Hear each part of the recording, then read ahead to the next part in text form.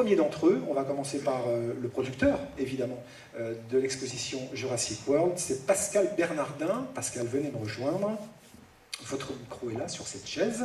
Pascal, vous êtes le patron donc, de Encore Productions, qui a été créé en 1987, qui s'est spécialisé notamment dans certains concerts événements, on pourrait citer les Stones, Madonna, Prince, entre autres, d'autres expositions, comme celle consacrée au Titanic, asseyez-vous Pascal, au Titanic ou encore à Harry Potter. La première question, Pascal, vous jouez un petit peu avec moi à cache-cache, tout va bien, je me sens comme la chèvre face au T-Rex, vous savez. La première question, je voudrais savoir quand vous avez clairement découvert cette exposition que vous amenez, donc aujourd'hui, vous aussi en France. J'ai découvert les expositions, Stéphane, il y a une dizaine d'années. Je viens du monde du rock, comme tu l'as bien décrit. Et ce qu'on recherche, les gens ne connaissent pas beaucoup, ni la presse, ni les producteurs dans le domaine du rock. Et on est passionné, on découvre des artistes, on se les approprie, on croit qu'on les a trouvés, qui sont à nous, et puis on les garde la vie entière. Et puis par hasard, un jour j'ai vu des expositions, j'ai trouvé que c'était le même spectacle vivant, c'est-à-dire qu'il y a beaucoup de gens de télévision, mais l'exposition c'est une relation entre le public, l'autre public, et il y a une transmission d'émotions et d'énergie qui est extraordinaire. Donc j'ai fait des expositions, j'en ai fait des grandes, Titanic, Toutankhamon, et puis j'ai appris il y a 3 ans, 2 ans et demi qu'il existait, qu'il y avait une exposition Jurassic World sur les films de Spielberg, sur les dinosaures. Je dis c'est extraordinaire, je suis allé la voir en Australie, à l'inauguration, c'était dément, ils ont fait des chiffres incroyables, on ne va pas les dire parce que Universal ne veut pas qu'on cite les chiffres précisément, mais il y a eu beaucoup de monde. Et j'ai ennuyé après, pendant 1 an, les producteurs de l'exposition Victor Hill pour la faire venir. Je suis très content parce que cette exposition va faire le tour du monde, elle a fait 3 villes, là, juste Melbourne, Philadelphie et Chicago. Elle est partie pour une tournée européenne, pour une partie mondiale, et je suis vraiment heureux que ce soit Paris qui soit la première ville à les accueillir. Nos amis verront ça d'ici quelques minutes, mais c'est vrai que ce qui frappe quand on visite l'exposition, c'est la qualité des créatures que l'on croise. Vous qui, vous le rappeliez, en avez fait certaines, notamment des expositions de dinosaures, c'est aussi la chose qui vous a décidé à amener celle-ci en France? Non, mais c'est comme dans tout.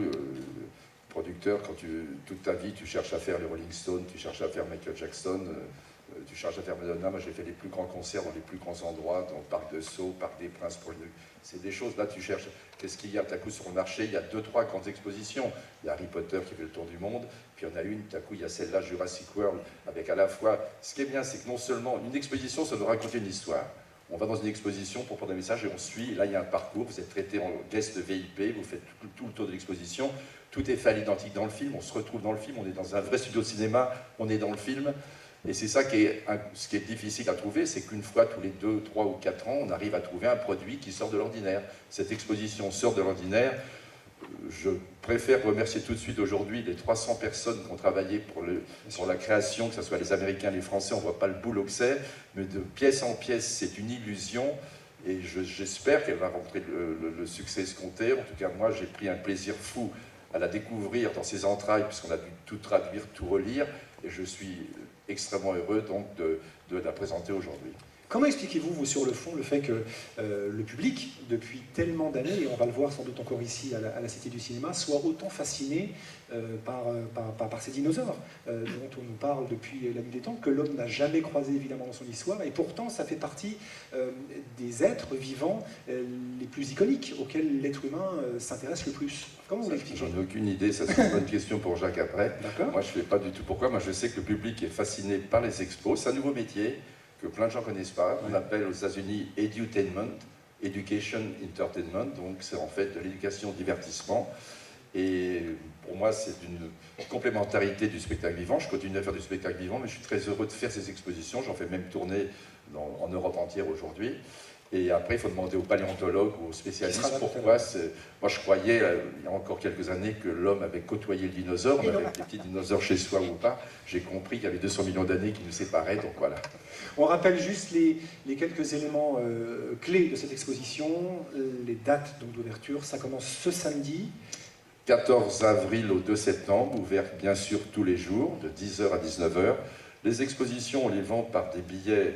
On peut réserver ses places par des créneaux horaires parce que le flux est extrêmement important et pour que les gens aient une bonne visibilité, on ne peut pas faire plus que 200 personnes par demi-heure. Donc en fait, les billets sont disponibles soit à la caisse à des prix 19,90 € qui sont des prix beaucoup moins chers que ce qu'on trouve dans le monde entier, mais c'est un peu le problème français avec les musées culturels, enfin toutes les histoires d'État qui ont des billets assez réduits. Et puis par créneau horaire, comme ça les gens ont une bonne qualité, ou alors on peut les réserver, on achète ce qu'on appelle un billet coupe-fil, et on peut réserver 8 jours, 1 mois, 2 mois à l'avance, une tranche horaire qui vous permet d'aller, et puis de rester après le temps que vous voulez dans la tranche horaire que vous avez choisie. Je disais aussi tout à l'heure, dernière chose Pascal, qu'il y avait le côté spectaculaire de l'exposition, mais qu'il y a aussi le côté informatif, le côté éducatif qui est très important. On précise également qu'il y aura des audio-guides qui seront disponibles pour ceux qui le souhaitent, c'est facultatif. Oui, bien sûr, c'est très intéressant. Il y a une autre chose aussi, parce que l'exposition elle est assez complète, par les rangers, par les écrans, par l'interactivité, on peut venir les mains dans les poches, on apprend tout. Mais il y a aussi un guide d'éducateur qui est très bien fait. On cherche à faire des groupes, on cherche à faire venir des écoles. Il y a un guide qui fait une 40aine de pages qui est extrêmement intéressant, très pédagogique. Merci beaucoup, Pascal.